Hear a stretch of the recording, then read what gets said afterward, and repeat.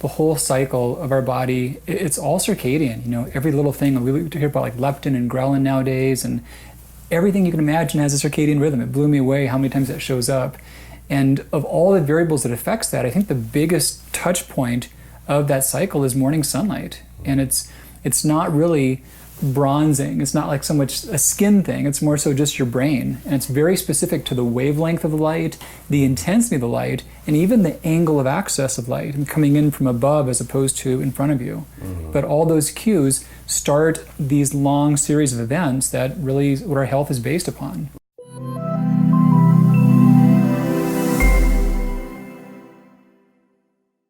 All right, welcome back to High Intensity Health, everyone. It's Mike Mutzel. We're live here with Dr. Alan Christianson, the author of the Adrenal Reset Diet. How you doing today, Dr. C? Hey, I'm doing awesome, Mike, and I'm jazzed to be with you. I'm fired up as well.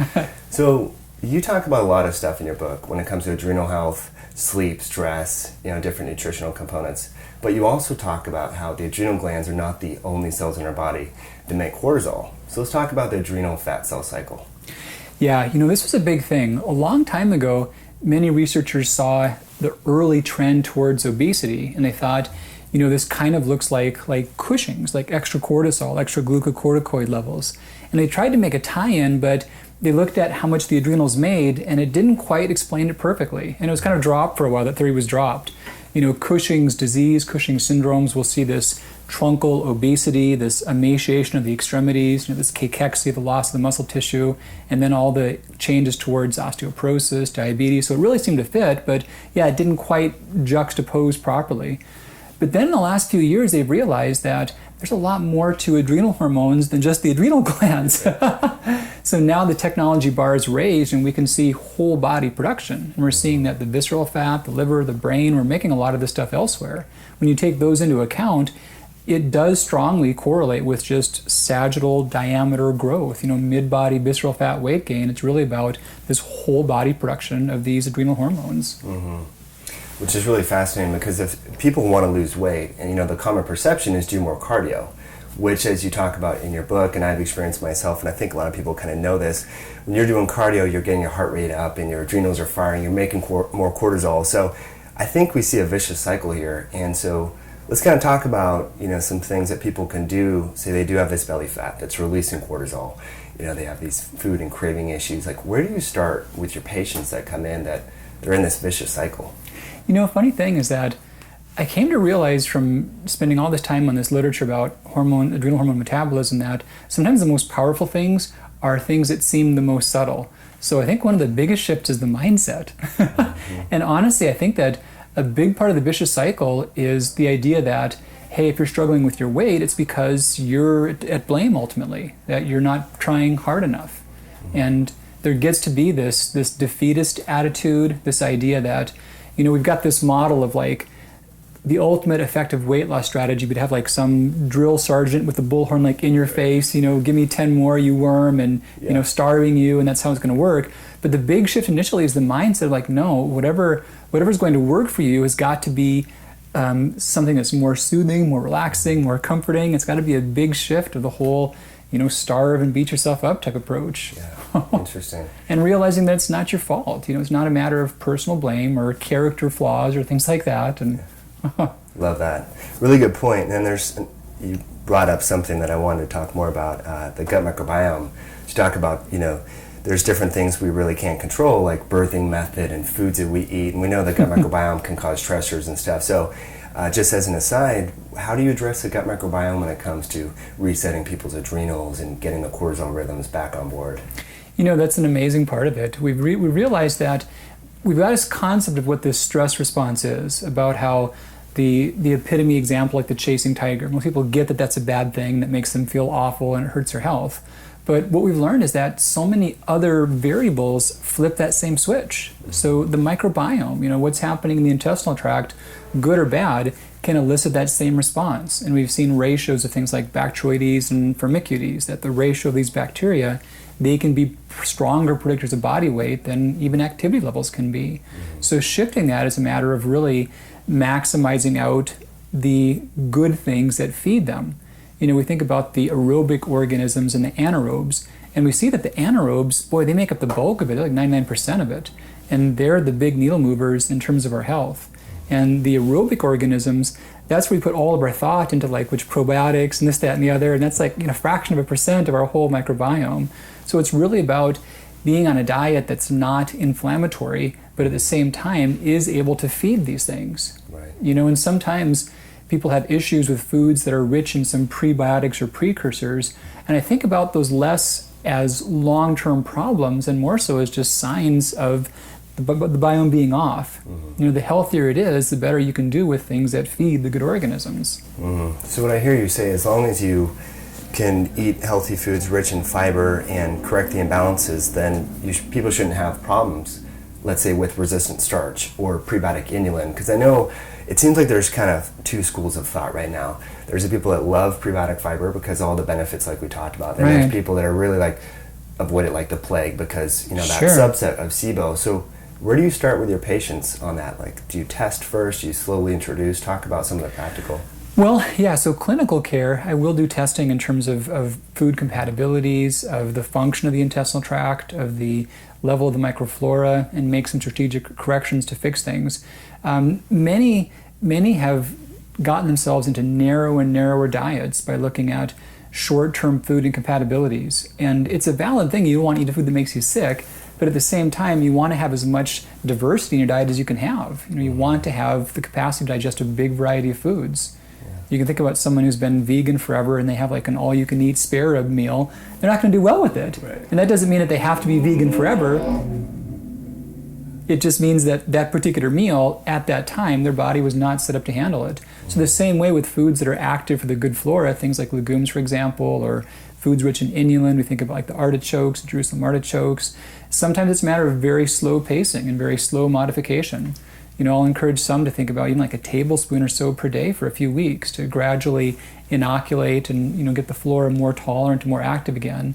But yeah, a healthy intestinal tract should tolerate a good variety of foods. Yeah, I really agree with that, and I like that introducing things slowly, and that's really important. And just to circle back around, the importance of these fiber not only to feed the gut bacteria, but to keep blood sugar levels stable, because when we have, as you talk about in your book, blood sugar bounces around, we get cortisol and so forth. So let's talk about, you mentioned in your book, carb cycling, and let's define that and talk about some of the practical ways we can implement that. It's funny, since it's such a slow process to write stuff and get it out, and in that lag, the term has been used in other ways now. So my thought process started with looking at this burgeoning obesity crisis, seeing these rates go up by crazy amounts. I thought, okay, so it's obviously, like you've said a lot, it's not calories, what is it? So I realized there's separate components we looked at, and I've not found one that really explained it completely. I'm like, okay, so it's not just the toxins, it's not just the fructose, it's not just the biome, it's not just the circadian disruptors, but what's the common thread? And I realized the common thread was this rhythm, was this cycle. So if this cortisol rhythm is disrupted, great. We can't change every variable for every person. We can't all be on the organic farm by the stream and waking up to our yoga session, and that sounds really cool. But and we've got to eat. There's like so much frustration and stress about just foods and what do we eat, which are okay, which are bad. So I thought, how could there be some way that you could just fix this stuff with food? And then I realized that of cortisol's many jobs, it controls our blood sugar, and it's affected strongly by the ratio of our macronutrients, our proteins, fats, and carbs. So I started theorizing if we could really time carbohydrates, cycle them through the day, really in the inverse of a healthy cortisol cycle. So less carbs earlier, more carbs later, to support the healthy cortisol rhythm, that could plausibly reset and fix this. And I saw more and more evidence from outside of my work, and then our clinical trial confirmed that that's possible. So the cycling idea is that you want to sustain a good morning cortisol elevation, and that's a time where low carb, high quality protein can really support that. But as the day goes on, you also want to shut it off so you can sleep. And that's where very strategically appropriate carbs in very healthy amounts, but having more of them then can support appropriate insulin release, good cortisol shutdown, which has melatonin coming up, serotonin production, all the stuff you want to go to sleep. Not the stuff you want in the morning, but all the stuff you do want to go to sleep.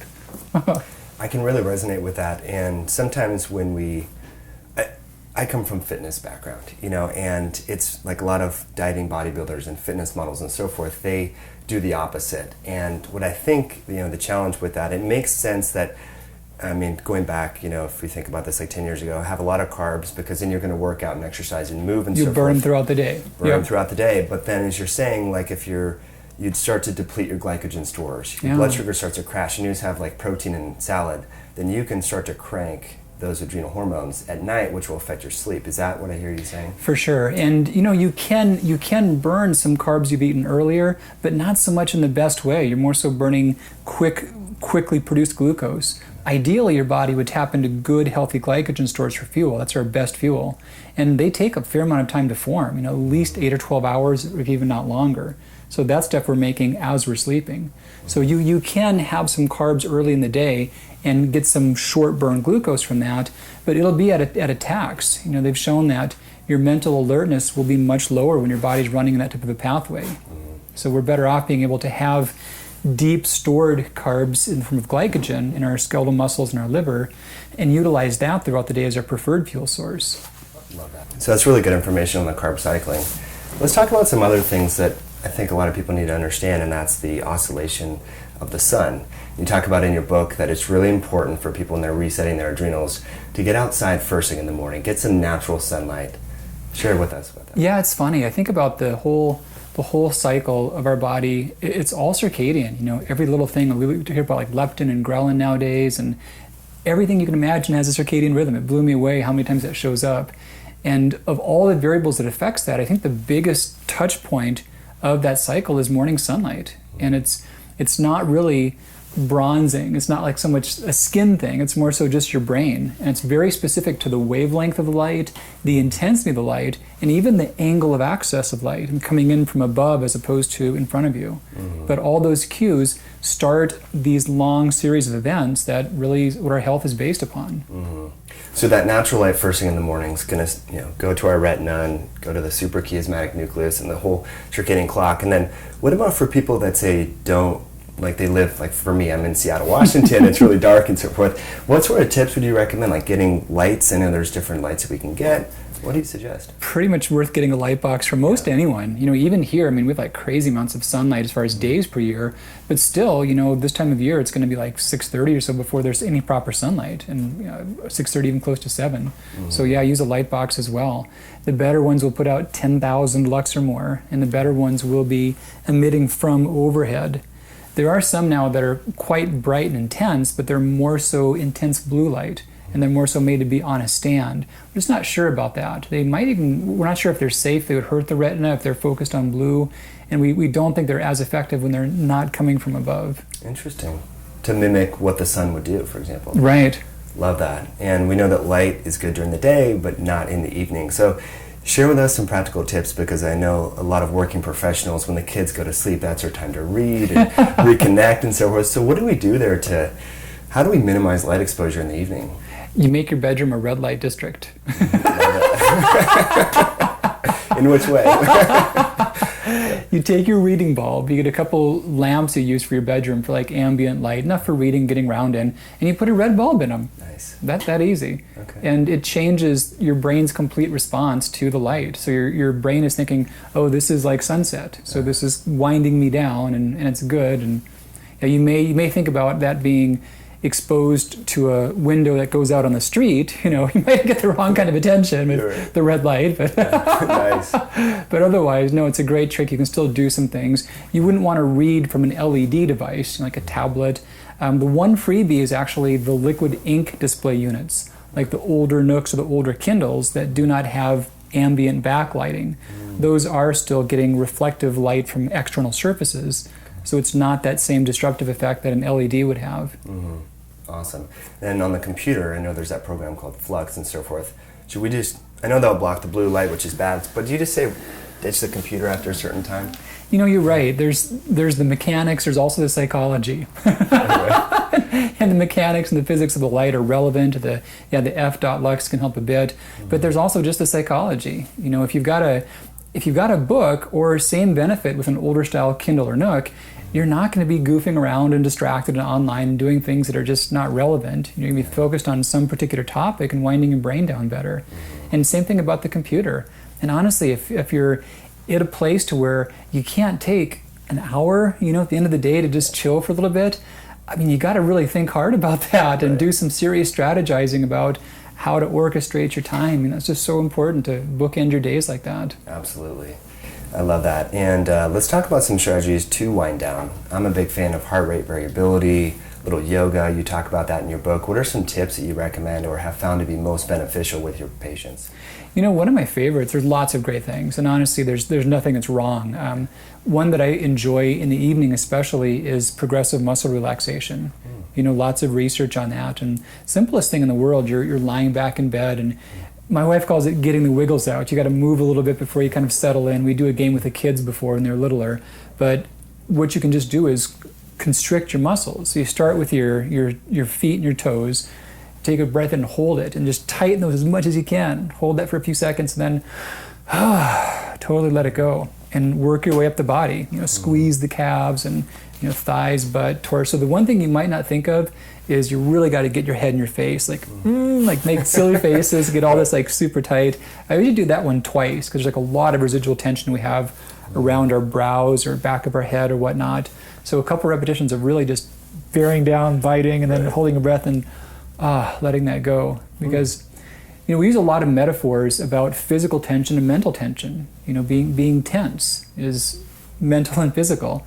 And our brain is not that disconnected from the rest of our nervous system, which ties to our skeletal muscles. So when we're overactive here, our muscles are like getting ready and primed to move in some way, but they're not really being asked to. So if we can dissipate that neurologic current in the muscles in some way, it has a huge effect upon relaxing. It's the same metaphor, relaxing the physical body and relaxing the mental sphere as well. Interesting. So you recommend doing that for, you said 5 to 10 minutes? Is that what we do? The progressive muscle relaxation, not so much a set time frame, just kind of working through each of your main parts. It might take a minute or two even. It doesn't take long. Yeah. And it's especially conducive to do like when you're all done and in bed and all set and just all lying there. It's very easy when you're lying back. Yeah. And once you do it, boy, you're just out so much more quickly and you're so much less restless throughout the night. You really just zonk out and wake up better. I love that. So since we're on the topic of muscles, let's talk a little bit more about exercise. I know you're a fan of doing a lot of outdoor activity, which is really great. What do you suggest for your patients? Let's talk about maybe, we have the type A, super driven working professional that's like doing swimming in the morning and training for a triathlon, and they're taxing their adrenals. And then maybe let's talk about someone who is really just fatigued. Two different groups. Where do we start with them? The first one needs some days off. They may need some recovery time. I've had some of the externally fittest people you could imagine in terms of how active they are and doing many full triathlons per year, for example, with just the worst adrenal function and the hardest time managing that. And it's a real thought process of, what are you in this for? Is this to be happier, to be healthier? Because it's not working. It's not taking you that way. Right. So it can be a big matter of really reframing the goals and the priorities and just having adequate time for full recovery, which might look like more than someone else thinks. And you kind of brought up a great example about how there's others on a continuum to where they're just wiped out. I call that crashed in the book. They're at a deep stage of adrenal decompensation. And they may not be doing much of anything.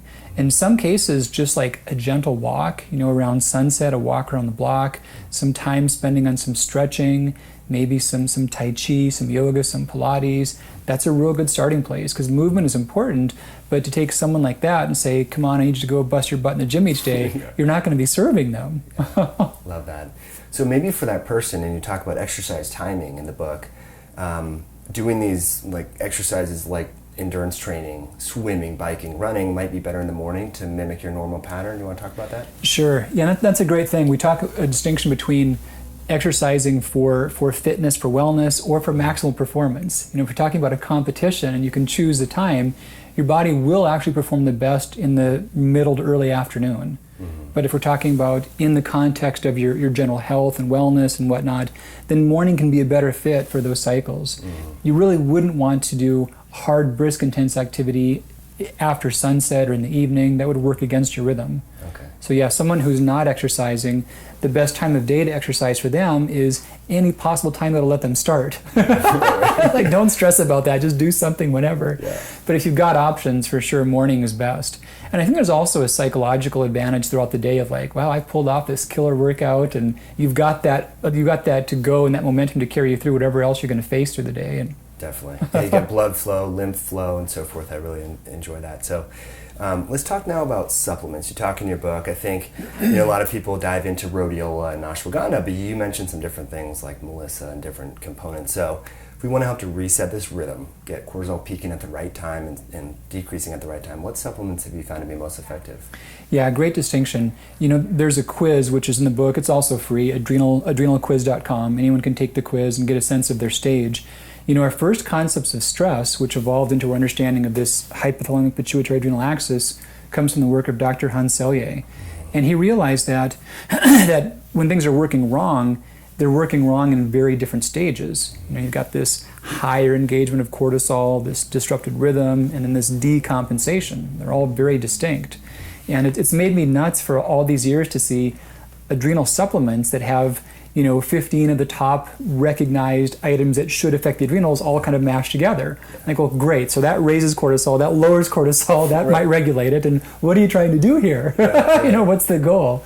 So I talked about in the book, and the quiz tells you that too, about per your stage, which the quiz can pretty well track you to with good accuracy, per your stage, and what are your particular needs, and what are some easy ways to meet that. And the other thought process is, they're stage specific, but they're also time of day specific. So what time of day you want to ingest them per how you're changing the cycle. So love that. And I think some people might find that daunting initially, like, oh my gosh, but you lay it out really quiz. well in the book. You have the quiz and all that sort of thing. I heard a beep over there. Is that one still recording? Yes?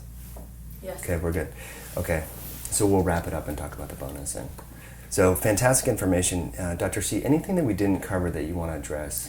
The one thing I'd love to share with your viewers is just the sense that this stuff can change. So there's adrenal disease, and the conventional world still says in some circles that, this whole adrenal dysfunction, adrenal fatigue, it's not real because it's not adrenal insufficiency, it's not Addison's disease. And it's not. And I think a lot of the alternative world doesn't get that distinction either. They think, this is like mild Addison's, this is mild adrenal insufficiency. It's not. You're not like kind of pregnant, So right. Adrenal insufficiency, your body zapped your glands, they're not working. It's not really much like it's like all or nothing. So this is not mild Addison's. This is something to where the adrenals are doing what they're told, but what they're being told is no longer in your best interest. With adrenal disease, they're not doing what they're told. They can't work. So that's a big distinction.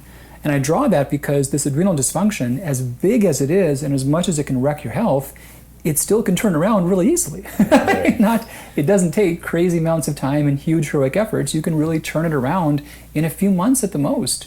And with some reasonable steps, like you've talked about in your work and the book talks about, you can really keep it in check very effectively. Yeah, I really resonate with that. I was one of these people that was over-exercising, doing competitive bike racing, and was just really fatigued all the time. And that's how I got in this space, this nutritional space, is I figured out how to fix my adrenals using similar principles that you wrote about in your book. So great information. Really enjoyed talking with you. Now, I know you have some bonuses, like some DVDs with recipes and different cooking shows and so forth. Talk to us about how our listeners can best access that information. We've got some great free content, and that's what it's all about, is really just educating people and turning around this. It's a global crisis we're facing. For many people who are active and fit, it may be the struggle of those few pounds, but for many it might be more than that, and it's increasing at unprecedented rates. So the more we can just get the word out about it, not being a matter of blame and not being a matter of fault, but a matter of just being more strategic. So I put a bunch of my favorite recipes into a cookbook. And Adrenal Reset book, you can grab those for free. Give you a good link and access to that for your viewers, and try out the recipes, see how things work out. We've got a hard DVD copy you're welcome to as well for shipping. So lots of easy ways someone can get started and get their own recovery initiated. Love that. Normally when I do a podcast, I say if there was one lifestyle tip or health tip that you could share in an elevator ride with Barack Obama, what would it be? It would be the knowledge that your health is always transforming, like it or not. That in a matter of days for some parts of your body, a matter of months at the most, your physical self is completely regenerating. No mystery, no woo-woo, that's just how it works. So with that perspective, all that it takes is really having the blocks your body needs and having any barriers removed. And you can completely transform to the health that you want. So knowing that that's totally natural and totally possible. It's always happening. Yeah. And you've seen that here. Very busy clinic, very busy practice. Love your office, by the way. It's so beautiful. Thanks so much for being on the show, Dr. C. Really Thanks for coming, Mike. Glad to have you here.